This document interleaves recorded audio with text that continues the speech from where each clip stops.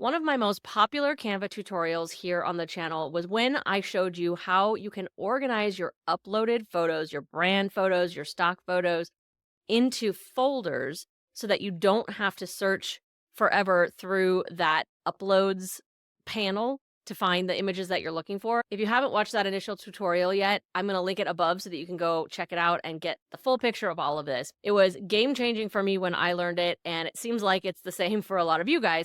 But I got a really great question in the comments on that today, and I thought, you know what?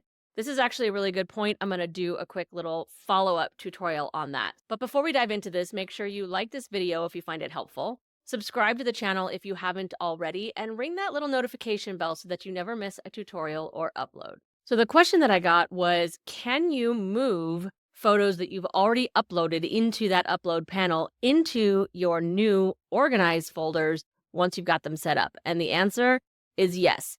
And you can do this on a one-by-one basis, or you can do it in more of a bulk move. So first off, in order to get into that uploads panel, which is something that has always kind of bothered me, you have to go into a design. So let's just go ahead and create just a random design just so that we can get in there and get to that uploads folder to begin with. One of the recent episodes of the podcast, I was talking about some of the things that I've learned from Atomic Habits and the 1% rule. And so for the thumbnail, I brought in images of that I could use on the thumbnail. Now, I talk about books like this a lot, so I could find myself using these images again. So let's go ahead and move them over into my organized folder structure. So if I was just going to move one of them, I'm going to come in here like I went into the uploads panel, which hopefully you saw.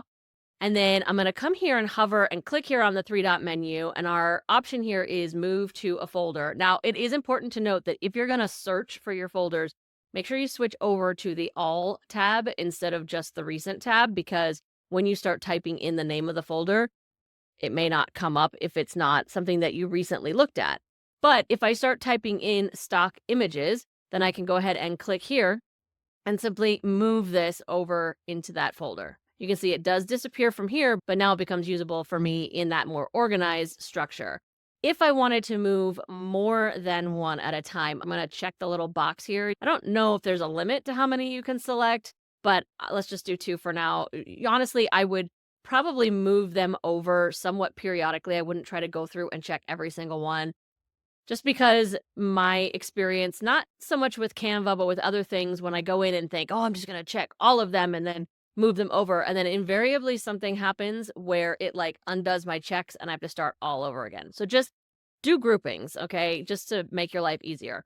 But once you've done that, you're going to see you got this little panel here where it tells you how many have been selected, and you've got this move to a folder options. You're going to click right there. And because I just did that move of the first one, it's the most recent one. But same as before, if it wasn't, I would simply go to all and search for stock images and come in here and move to folder. The online tools for your business do not need to be complicated and overwhelming.